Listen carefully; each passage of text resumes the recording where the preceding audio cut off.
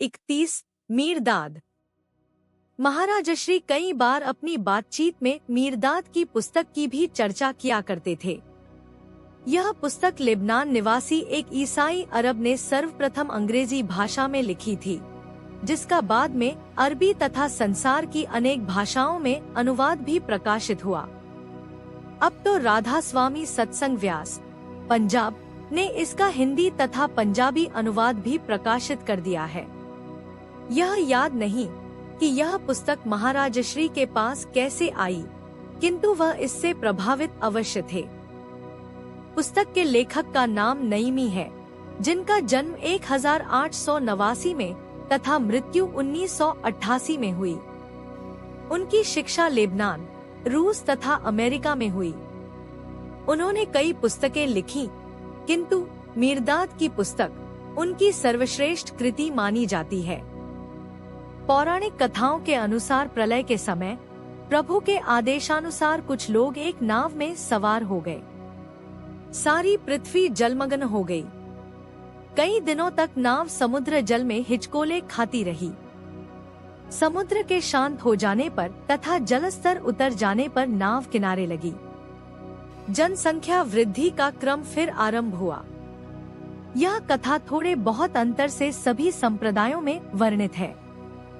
ईसाई, मुसलमान, यहूदी धर्मों ने नाव के मुखिया को नूह नाम दिया तथा हिंदुओं ने उसे मनु कहा। नूह के साथ जो अन्य 8 व्यक्ति सवार थे, मीरदाद उनमें से एक था। उसी मीरदाद के उपदेशों का संग्रह है मीरदाद की पुस्तक। जब नूह काफी वृद्ध हो गया तथा उसे अपना अंतिम समय निकट आता दिखाई दिया, तो उसने अपने बेटे सैम को बुलाकर कहा, जीवन का कोई भरोसा नहीं तथा मैं तो वैसे भी अब वृद्ध हो चुका हूँ। तुम परिवार सहित प्रसन्न रहो, किंतु आने वाला समय ऐसा होगा कि लोग जगत में ही उलझ कर रह जाएंगे तथा जगत को उत्पन्न करने वाले को भूल जाएंगे। इसलिए तुम इस पहाड़ की चोटी पर एक आश्रम का निर्माण करो तथा उसका नाम नूह की नाव रखो। सदुपदेशों का प्रचार करो। हम लोग नाव पर 9 ही सवार थे, इसलिए आश्रमवासियों की संख्या भी 9 ही होनी चाहिए। किसी आश्रमवासी के मर जाने पर नया अपने आप आ जाया करेगा। नूह की नाव का निर्माण कर दिया गया। नूह ने शेष जीवन वहीं बताया। समय बीतता गया, जनसंख्या वृद्धि होती गई। नूह की नाव के आसपास गांव बसते चले गए। श्रद्धा के वशीभूत लोग आश्रम की सेवा भी खूब करते। आश्रम धनवान होता चला गया। जगत का प्रभाव आश्रम पर भी पड़ा।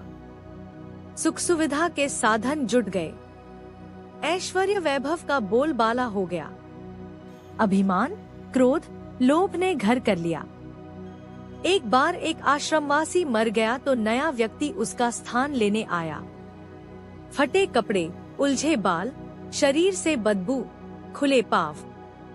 आश्रम के मुखिया ने उसे स्वीकार करने से इनकार कर दिया, किंतु उसके बार बार कहने पर नौकर के रूप में रखना मान लिया। परंतु दूसरा कोई व्यक्ति आश्रमवासी बनने के लिए आया ही नहीं। अंत में उसे ही रख लिया गया। 8वें वर्ष उसने अपना भेद प्रकट किया कि वह नूह की नाव का एक यात्री मीरदाद है।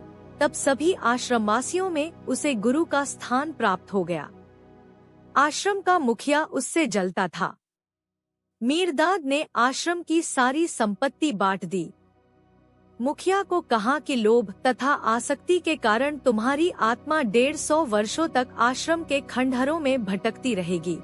तब जो व्यक्ति अमुक रास्ते से भूखा प्यासा नंगधंग तुम्हारे पास आएगा, उसे यह पुस्तक दे देना, तब तुम्हारी मुक्ति हो जाएगी। पर तब तुम एक शिला के रूप परिवर्तित हो जाओगे। कब तक शिला बने रहोगे अभी नहीं कह सकता। एक व्यक्ति उस मार्ग विशेष से पहाड़ी पर चढ़ा। रास्ते में उसका भोजन छीन लिया गया, कपड़े उतार लिए गए तथा उसकी लाठी भी ले ली गई। मुखिया की आत्मा ने पुस्तक उसके हवाले कर दी तथा स्वयं शिला में परिवर्तित हो गया। वही है मीरदाद की पुस्तक। महाराजश्री कहते थे कि पुस्तक में वर्णित इतिहास तथा घटित घटनाओं में मत उलझो। उसका सार तत्व वह संदेश है जो मीरदाद के नाम पर पुस्तक में दिया गया है। महाराज श्री ने कहा, मीरदाद का कहना कितना सटीक है कि यह नाव अब नाव नहीं रह गई है। अब इस पर सोना, चांदी, ऐश्वर्य तथा सुख के साधन के रूप में जड़ पदार्थ लद गए हैं, जिसके बोझ से नाव डूबने को है। समुद्र उसे अपने पेट में समा लेने के लिए तैयार बैठा है।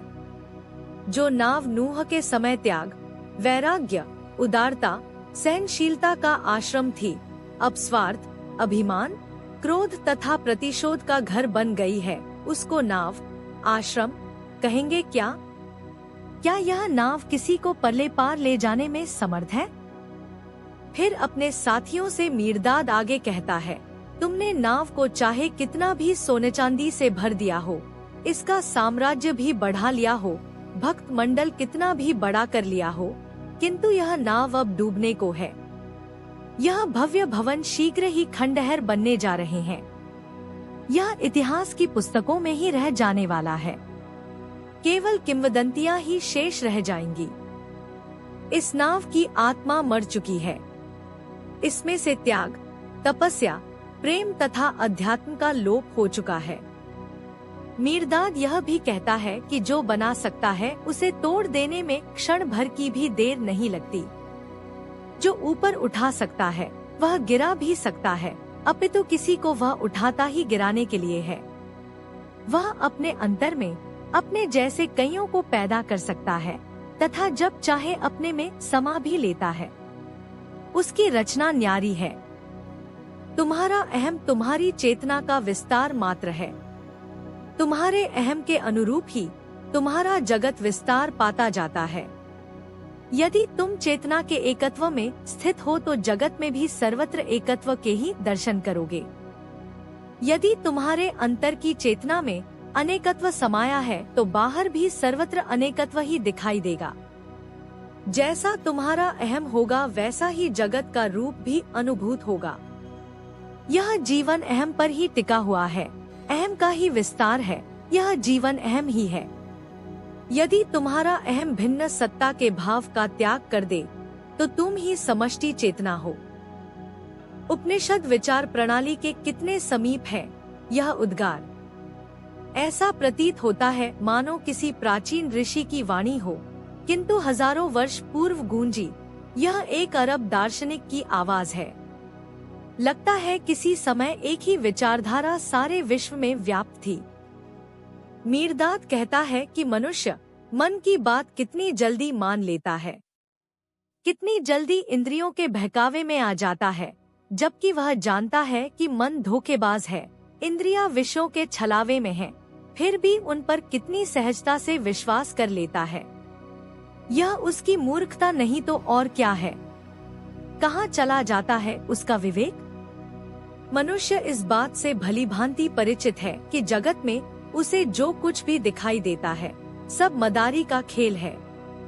फिर सुख की आशा से उसके पीछे क्यों भागता है? भाग भाग कर थक जाता है, गिर पड़ता है, पर सुख नहीं मिलता, फिर भी विश्वास किए जाता है। मीरदाद आगे कहता है कि जगत में जो कुछ भी विकसित होता है सब एक न एक दिन क्षय को प्राप्त होता है। जो कुछ भी बनता है एक दिन बिगड़ जाता है। जो कुछ अस्तित्व में आता है एक दिन अस्तित्व विहीन हो जाता है, किंतु जो शक्ति इस विकास तथा क्षय में, बनने तथा बिगड़ने में, अस्तित्व तथा अस्तित्वहीनता में कारण है, वह न विकसित होती है न क्षय को प्राप्त होती है। यह सब लक्षण जगत की वस्तुओं दृश्यों के हैं। शक्ति सदा ही एक रस, नित्य तथा सर्व परिवर्तनों से अतीत है। कैसी दार्शनिक बात मीरदाद कहता है। ऐसा वही कोई व्यक्ति कह सकता है जिसके अंदर पूर्ण प्रकाश हो, जिसके समक्ष चैतन्य का सार तत्व प्रत्यक्ष हो तथा जो दृश्यात्मक जगत के यथार्थ स्वरूप से परिचित हो, जो केवल शास्त्रीय विद्वान ही नहीं प्रत्यक्ष तत्व का अनुभव भी कर चुका हो। मीरदाद फिर कहता है कि अध्यात्म कोई भवन या फुलवाड़ी नहीं, कोई वस्तु या पदार्थ नहीं, कोई मशीन या कुर्सी मेज नहीं जिसे खरीदा या बेचा जा सके। यह चित्त की एक अवस्था विशेष है जिसे आप जहां जैसे हो उसे प्राप्त किया जा सकता है। कोई यात्रा की आवश्यकता नहीं, कोई उपकरण नहीं, किसी के पीछे भागने की जरूरत नहीं। इसे इसी धरती पर, इसी आकाश के नीचे, इसी वायु में सांस लेते हुए आसानी से प्राप्त किया जा सकता है। वास्तव में ही देखा जाए तो अध्यात्म बड़ा आसान है, किंतु मन तथा जगत ने मिलकर इसे जटिल बना दिया है। केवल मन को जगत की ओर से मोड़ना ही तो है। बुल्ले शाह ने यही बात जब अपने गुरुजी से पूछी तो उन्होंने कहा कि भगवान को प्राप्त करने में क्या कठिनाई है।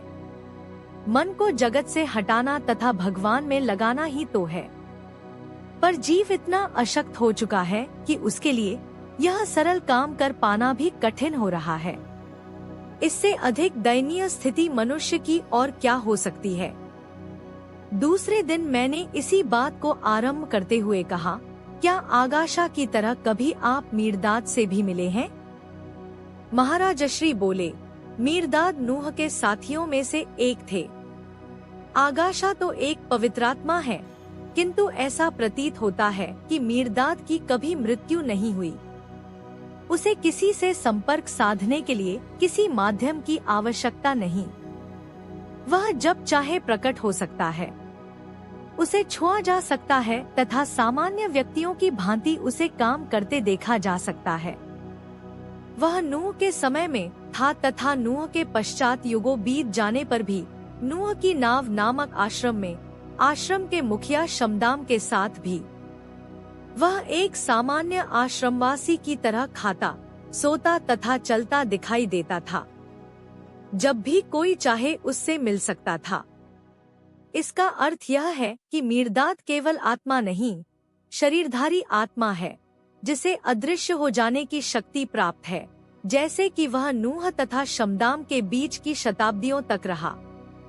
उसकी मृत्यु का कहीं उल्लेख नहीं है, इसलिए संभवतः वह आज भी अदृश्यावस्था में विद्यमान है। हो सकता है कि कुछ साधकों को दिखाई भी देता हो या साधकों को उसके अनुभव होते हों।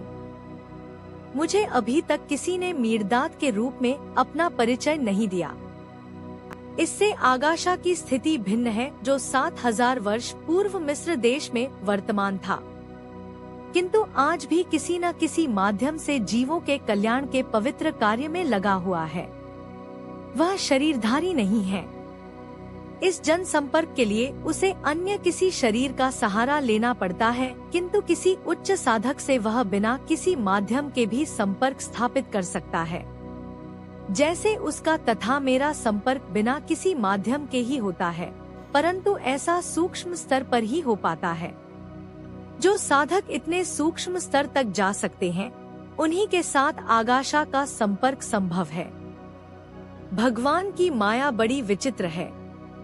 एक और उसने माया का जाल फैला रखा है, जीवों को तड़पाने की व्यवस्था की है, दूसरी ओर अनेक साधनाओं का विधान भी उपस्थित कर दिया है तथा कुछ पवित्र आत्माओं को सशरीर अमरत्व प्रदान कर जन कल्याण के कार्य में भी लगा रखा है।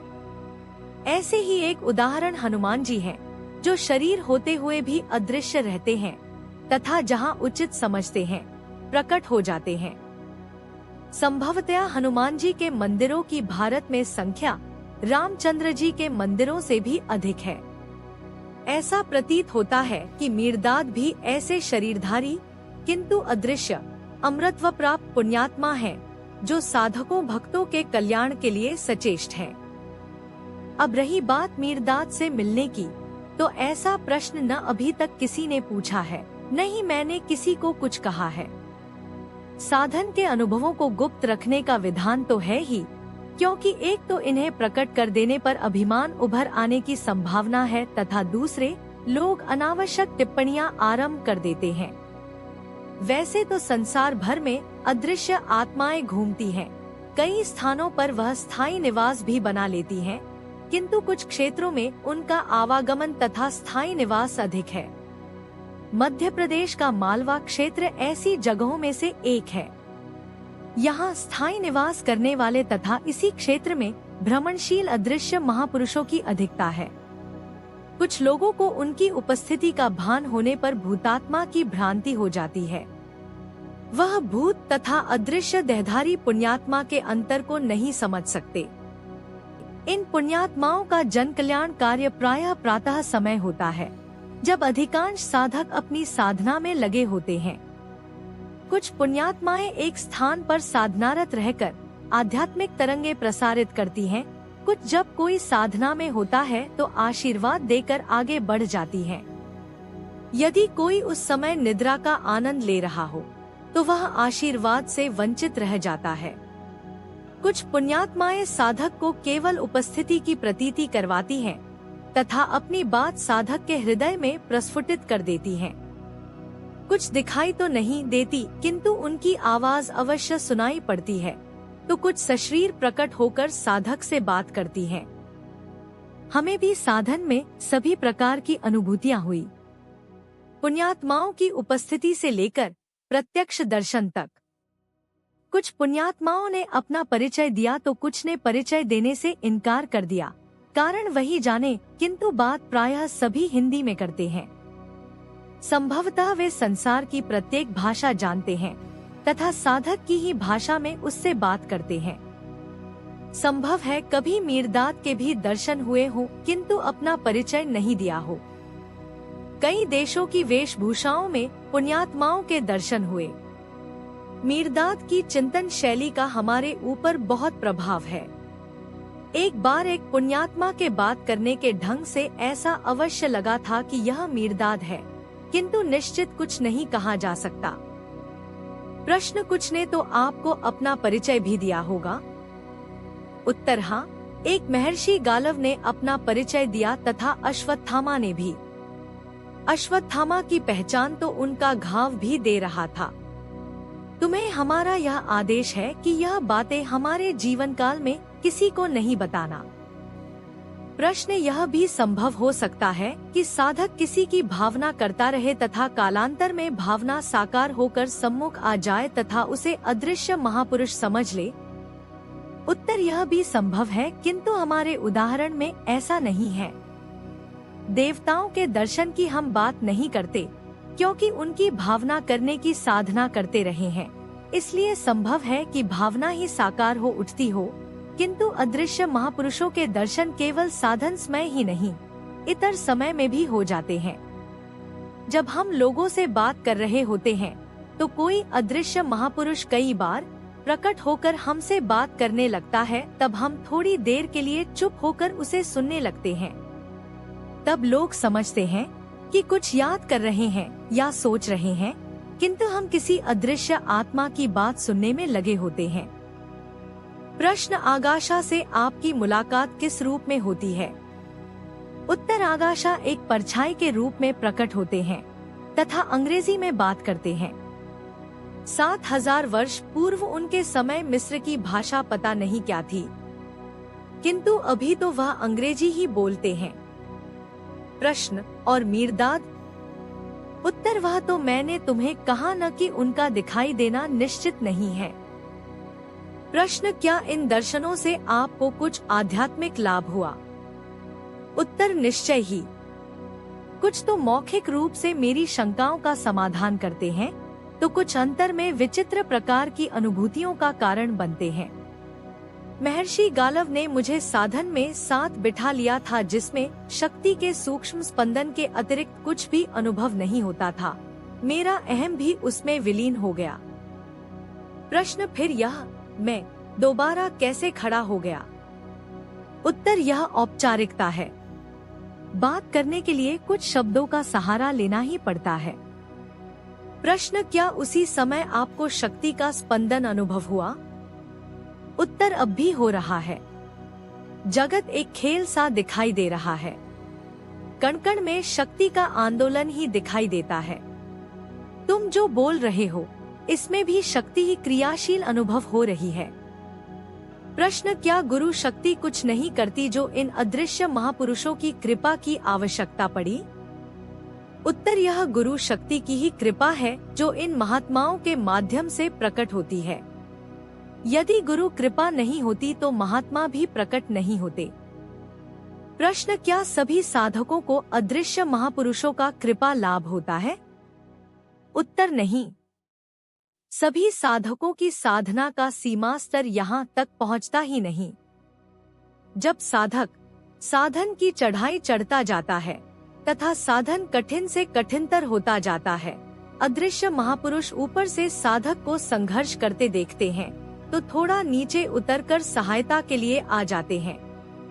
प्रायः साधक इतना ऊपर नहीं उठ पाता कि उनके दृष्टिपथ में आ जाए। प्रश्न, क्या सभी साधकों के लिए अदृश्य पुण्यात्माओं के दर्शन आवश्यक हैं? सुना तो यह जाता है कि उच्च अवस्था प्राप्त होने तथा अकल्पिता सिद्धियों के उदय हो जाने पर देवता कई प्रकार के प्रलोभन देकर गिराने का प्रयत्न करते हैं। उत्तर, इसीलिए तो सिद्ध अदृश्य पुण्यात्मा महात्माओं की सहायता की आवश्यकता है। देवताओं तथा पुण्यात्माओं का यह अंतर द्वंद्व सूक्ष्माति सूक्ष्म स्तरों पर घटित होता है। वैसे यह आवश्यक नहीं कि प्रत्येक साधक को ऐसा सुअवसर प्राप्त हो ही।